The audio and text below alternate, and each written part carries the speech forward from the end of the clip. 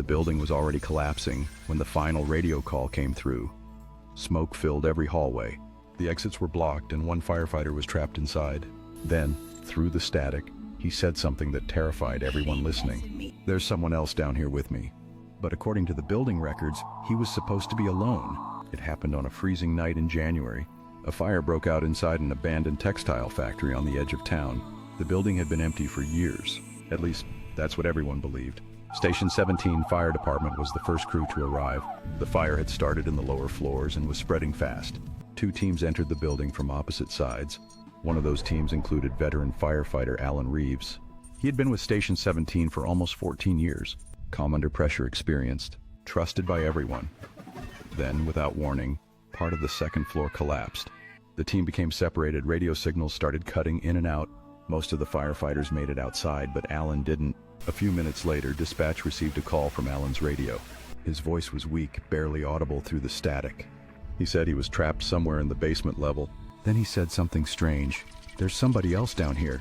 Dispatch asked if it was another firefighter. Alan replied, "No, I don't think so." Rescue crews tried to locate Alan using his radio signal. Then another call came through. This time, Alan sounded terrified.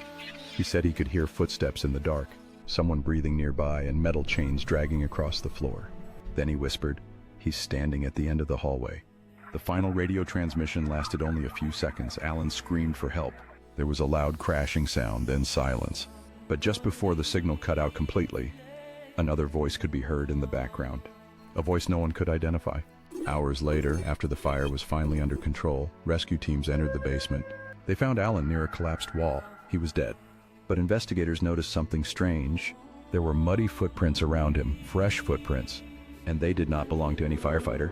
Locals later revealed the factory had a disturbing history. In the 1970s, a worker died in the basement after becoming trapped during an accident. Some claimed he was left there for days before anyone found him.